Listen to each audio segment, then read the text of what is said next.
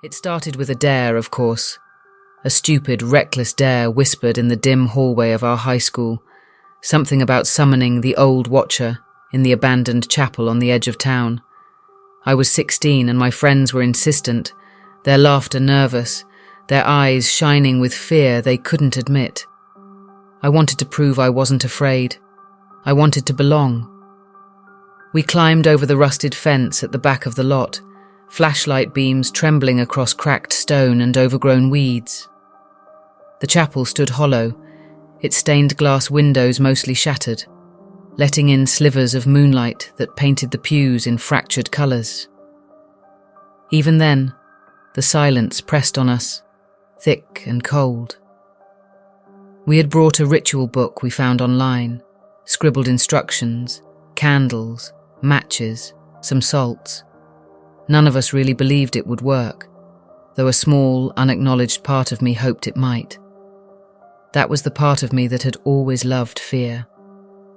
We arranged the candles in a circle on the dusty floor, their small flames flickering, threatening to go out in the uneven draught. I traced the symbols on the ground with my finger, trying not to notice the feeling crawling up my spine. My friends were quieter now, hesitant, their bravado faltering under the weight of the dark space around us. We began the chant. A low hum, soft at first, growing in rhythm as we repeated the words. The shadows in the chapel deepened with each phrase. Then it happened, a movement so sudden it stole my breath. A window rattled violently, as if something heavy had slammed against it from the outside. The flames of the candles wavered and hissed. Dust swirled around us. I froze, heart hammering, pulse thundering in my ears. My friends clutched at each other, terrified. A sound joined the wind, the scraping of wood, slow, deliberate, moving across the floor above us. The second story of the chapel, long abandoned, creaked under invisible weight. Footsteps, not ours, and not ours to control. Panic bubbled up, but the fear wasn't enough to make me move at first. It was hypnotic, the kind of fear that latches onto your nerves. I wanted to see, to understand what we had awoken. Then the air grew cold. I could see my own breath curling in front of me. The chanting faltered. One of my friends whispered something, though I couldn't make out the words. The other dropped the ritual book, and the soft thud of its fall reverberated in the stillness like a gunshot. Shadows began shifting unnaturally around the edges of the room. I could swear they were watching us, gathering, pressing in. My pulse accelerated. Every instinct screamed to run, but the other door was locked with a rusted latch, and the broken windows looked impossibly high. The next moments happened in bursts of adrenaline. A candle blew out. Another flickered violently. Footsteps echoed in the upper gallery. Something scraped across the wooden pews behind us. We stumbled backward in unison, tripping over one another, hands scraping across the dusty floor. My chest heaved. Then a whisper, faint, like it came from the walls themselves. It wasn't a word I recognized, but it wasn't language I knew. It sent chills racing down my spine. My friends screamed silently, faces pale, eyes wide, trembling with terror. We ran. Not carefully, not strategically, we bolted, shoving over pews, stumbling across broken glass, candle wax and debris. My hands bled, my knees scraped, but we didn't care. The sound followed us, echoing, wrapping around us in waves. Every instinct screamed we were not alone. We reached the front doors, and they refused to budge. Rust and decay had frozen the hinges. A scraping sound, deliberate and heavy, slid across the floor behind us, closer, faster. I could feel it in my stomach, the same primal terror you feel when a predator is stalking, and you know you cannot outrun it. I grabbed my friend's hand, pulling with all my weight, and finally the doors gave way. We stumbled into the night air, lungs burning, hearts hammering.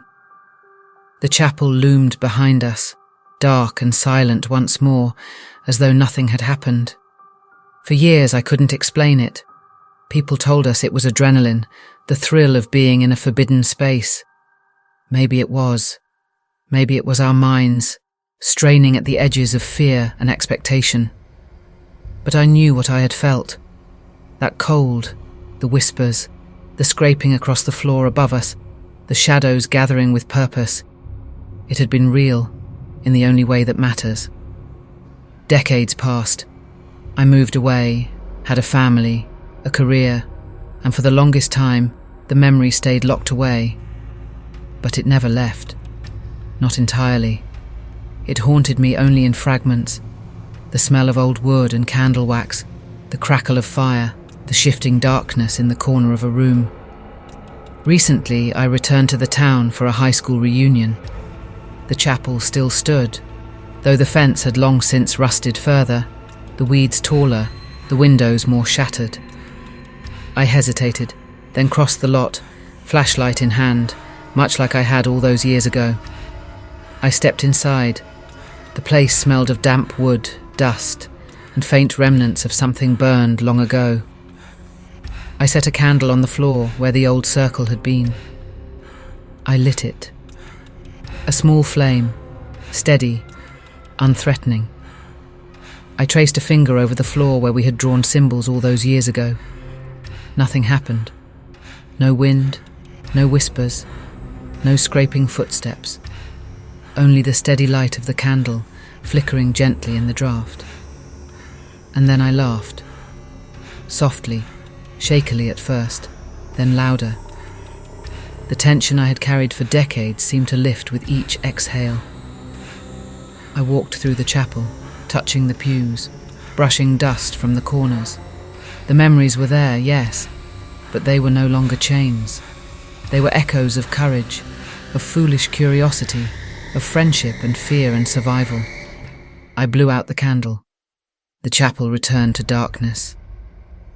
But it was a darkness I no longer feared. I stepped outside. The wind carried the smell of damp earth, salt and sky. For the first time, the memory of that night felt complete. I didn't need answers, and I didn't need fear. I just needed to remember. And finally, I could. I walked back to the car, my pulse slowing, chest light. The weight of decades lifted. I knew some part of me would always remember, but it no longer mattered. I had faced it, and whatever it was behind me.